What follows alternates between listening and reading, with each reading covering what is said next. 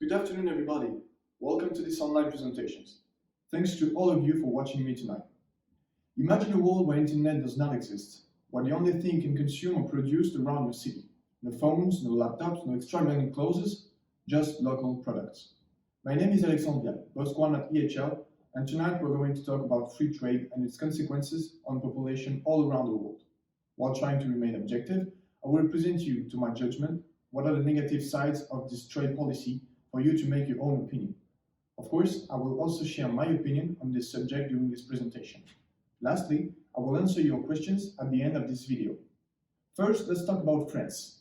On average, 30,000 jobs are offshored each year towards countries like Poland, India, or China.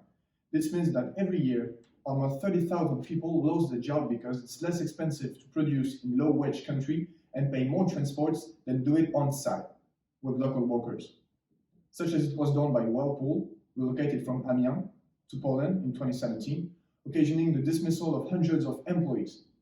This is allowed by the lack of restrictions on market entry resulting from the free trade policy. These line charts represent the upward trend of offshore jobs on the past 10 years. My second point is about another part of this planet, often considered as the poorest place in the world, when, in fact, it's probably the richest land from all, Africa and its 900 millions of inhabitants.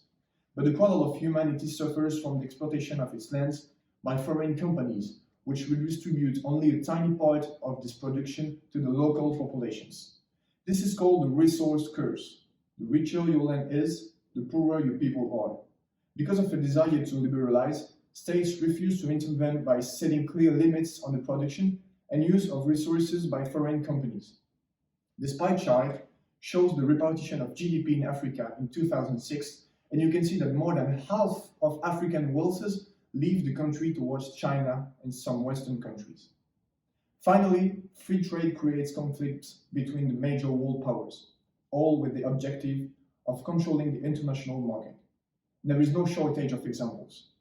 Huawei against Google, and therefore China against USA in the field of technology. But also, the most profitable reason to go to war, oil, as we can currently see between Iran and United States. In a nutshell, there is more than one reason to adopt the free trade policy: offshoring, outflow of resources, geopolitical tensions, and much more. So it might be a good idea to refocus on what we already have, more than on what we could take from others. Thank you for listening, and don't hesitate to write your questions in the comments. Have a good evening. Goodbye.